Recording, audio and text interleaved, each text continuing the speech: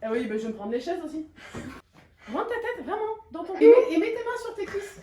Ils vont être en arrêt les deux la semaine Et un peu plus bas, rentre ta tête encore. Appelez les urgences avant quand même. Ça, c'est nos coordinateurs d'équipe, Isabelle et Kevin. Et aujourd'hui, on a décidé de les convier dans cette vidéo afin qu'ils puissent nous parler de leur rôle au sein de l'association Unicité et du fonctionnement de cette dernière, et bien sûr qu'ils puissent nous parler de leur ressenti de la mission en elle-même à leur échelle, comme nous-mêmes avons pu le faire dans la dernière vidéo que je vous invite à aller voir. Donc si jamais ça t'intéresse et que tu veux passer un bon moment, t'es tombé au bon endroit. Et je te souhaite une bonne vidéo. Donc moi c'est Kevin, je suis coordinateur d'équipe et de projet à Unicité sur l'antenne d'Angers. Et moi c'est Isabelle, on est sur le même poste et sur la même antenne.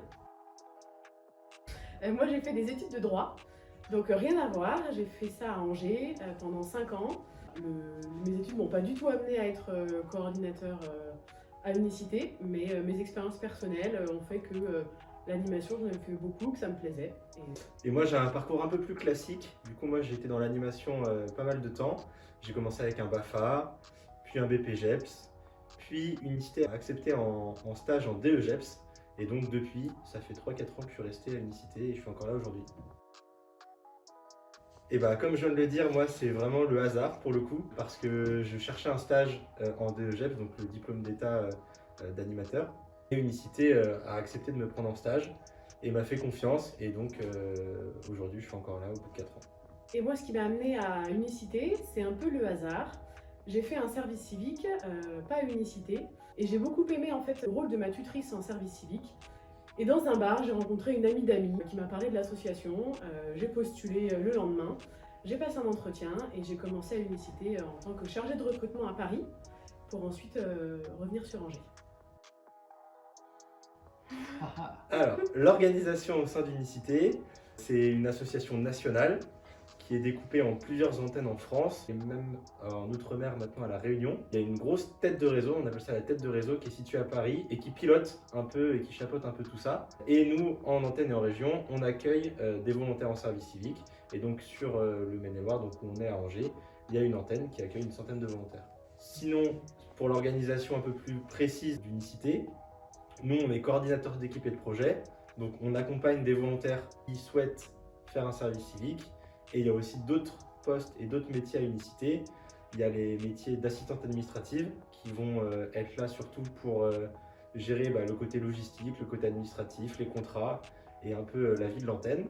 La responsable d'antenne qui est notre responsable à nous directement hiérarchiquement. Cette personne-là est là pour vraiment coordonner la vie de l'antenne, coordonner les coordinateurs, coordonner les locaux, enfin vraiment l'aspect de la vie de l'antenne. Et au-dessus encore, il y a le directeur territorial ou la directrice territoriale qui est là pour vraiment avoir une cohérence régionale et avoir des liens avec des partenaires un peu plus institutionnels sur des financements ou des actions au niveau régional.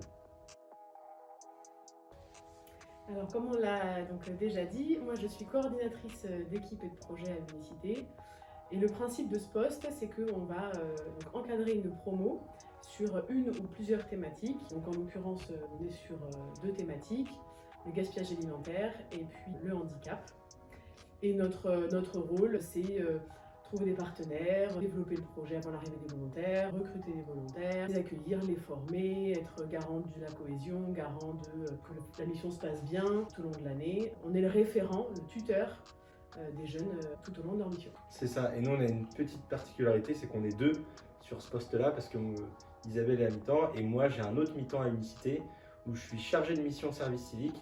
Et donc là c'est un autre poste où j'accompagne plutôt des structures, des collectivités, des associations à eux-mêmes accueillir des volontaires en service civique parce qu'ils n'ont pas le temps de faire les démarches administratives, parce qu'ils ne connaissent pas forcément le dispositif. Et donc c'est le moyen de mettre un premier pied dans le service civique. Et nous, on est là pour les accompagner avec notre expertise, entre guillemets, du service civique. Alors pour le recrutement, on poste nos annonces sur le site servicecivique.gouv. C'est un site où toutes les structures qui proposent des services civiques vont publier l'offre de service civique. Quelqu'un va pouvoir se renseigner. On peut postuler via cette plateforme et la structure va recevoir la candidature. Et puis on peut également sur le site d'Unicité postuler directement Et en fait, chaque jeune va être convié à une séance d'information. Selon le moment où il arrive en recrutement, il peut y avoir des spécificités, mais voilà, en général, on va convier la personne à avoir donc toutes les informations sur le service civique. On donne toutes les infos basiques et puis également tout ce qu'on fait en plus à Unicité, tout ce qui fait que voilà, on fait du collectif, on forme sur beaucoup plus de jours, on apporte plein de plus, plein de choses. Donc on va valoriser ce qu'on fait et le service civique d'Unicité. Ensuite, quand le jeune qui a postulé reçoit toutes ces informations-là, il fait le choix ou non de postuler. S'il postule, il va participer à un recrutement, il va rentrer dans la phase de recrutement avec un entretien collectif plus souvent, où le but c'est qu'on puisse observer un peu comment il se comporte en collectif avec des petits exercices. Et puis ensuite, au besoin, d'entretien individuel. C'est à peu près ça le processus. Parfois, en cas de recrutement tardif, il peut y avoir qu'un entretien individuel ou pas forcément d'entretien individuel. Parfois ça peut changer. Et ensuite, on annonce au volontaire s'il est retenu ou pas, sachant que le critère de recrutement, c'est la motivation. C'est pas les compétences, c'est pas les savoir-faire, c'est les savoir-être et la motivation. Alors, les regroupements, il faut savoir que toutes les semaines, les volontaires, on va les convier un jour où ils vont pas être sur leur mission de service civique, ils vont être en regroupement. En tout cas, ce qu'on appelle nous les journées de regroupement. Où l'idée, c'est que, comme disait Isabelle, on est en collectif et donc une promotion là cette année de 25 volontaires. Et la plupart du temps, la semaine, elle va être en équipe par groupe de 3 ou de 4, mais elle va pas avoir vraiment de gros temps à 25. Et donc l'idée, c'est de pouvoir regrouper tous ces volontaires, tous ces jeunes à 25 le jeudi, dans notre cas, et leur proposer des temps de formation, leur proposer des temps ludiques, des temps de découverte, des temps qui sont aussi en lien avec l'accompagnement au projet d'avenir, qui est aussi une composante du service civique, où l'idée c'est de réfléchir à ce qu'on veut faire après le service civique, à des temps de sensibilisation qui viennent en complément de la formation civique et citoyenne aussi, qui est une autre composante aussi obligatoire du service civique. L'idée c'est de passer du temps avec les volontaires, et nous avec Isabelle on est là pour coordonner et co-animer ces journées pour les jeunes. Et pour ma part, c'est une journée qu'on adore. Carrément. C'est vraiment le moment où on va partager avec la promo, où on va être détente, on va faire connaissance, il va vraiment y avoir de la cohésion. En ce moment, du coup, avec le Covid, on divise un peu les groupes, on ne fait pas ça en gros groupes. Et puis c'est un temps vraiment où le coordinateur peut proposer quelque chose aussi qui lui ressemble, proposer, animer à sa façon. Dans notre poste, il y a aussi vraiment l'aspect animation et qui se révèle en fait complètement avec les volontaires. Je pense que c'est une chance dans ce qu'on peut proposer de pouvoir faire ces journées-là. Alors, pour la recherche entre guillemets des bénéficiaires, on prend contact avec les professionnels du secteur et les professionnels géographiquement à Angers. Nous, Unicité, on n'est pas du tout experts du handicap pour la mission Famille en Harmonie Supporter, mais on a des volontaires qui ont envie de s'engager, qui ont envie de faire des choses pour le handicap, et donc on se rapproche des professionnels, des associations, des structures qui, eux, au quotidien, agissent en faveur du handicap pour se mettre en lien et pour proposer des actions. Et donc ça va passer de la visite de convivialité à domicile pour les jeunes à des actions en établissement, comme en IME, comme en groupe d'entraide mutuelle ou en foyer de vie. L'objectif, c'est que on appelle ça des prescripteurs. Ce sont vraiment des partenaires qui vont nous envoyer des numéros, nous dire telle personne, je la vois dans tel contexte à domicile, ça lui ferait beaucoup de bien. Ça peut être par exemple une aide à domicile qui constate que la personne elle a un besoin, que personne n'est là pour y répondre, ou la personne n'a pas les moyens, ou c'est compliqué. Et en fait, nous, on vient avec quelque chose qui est gratuit, qui est facile à organiser, qui peut être rapide à organiser. Donc, c'est une solution vraiment pour les aidants, pour des personnes aussi isolées, pour des familles. Et c'est également le bouche à oreille. Tiens, j'en ai parlé à ma voisine, et aussi par le réseau des volontaires. Plein de petites choses qui se mettent en place. Et tous les ans, le truc s'étoffe, quoi. Et cette année encore plus avec le fait qu'on va aussi chercher les aidants familiaux.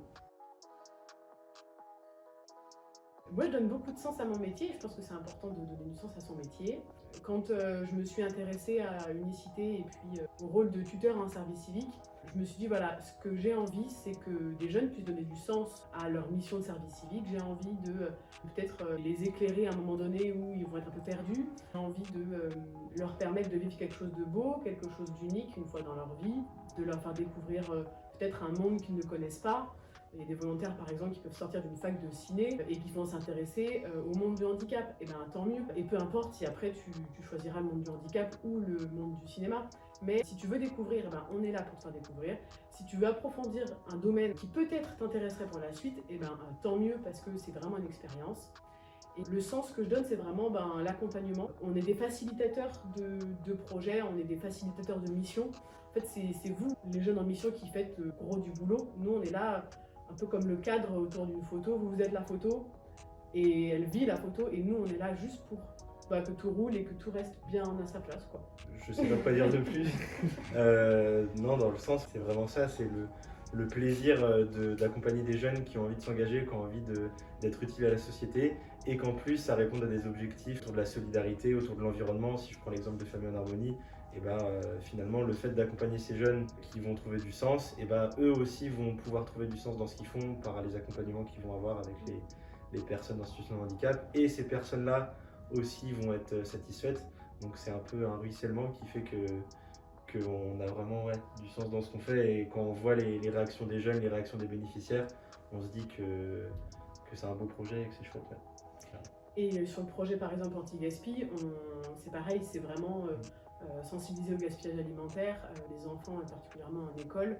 Ça a un sens énorme puisque on sait qu'aujourd'hui, ce sont vraiment les enjeux de demain et c'est un projet qui va répondre à ces enjeux-là. On va donner tout ce qu'on peut pour que le message passe en fait auprès des enfants.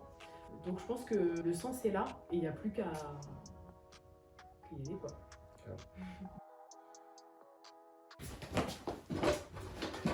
On a senti la chute maîtrisée quand même. Nickel. Je pensais que t'allais dire un truc genre si tu veux être utile à toi,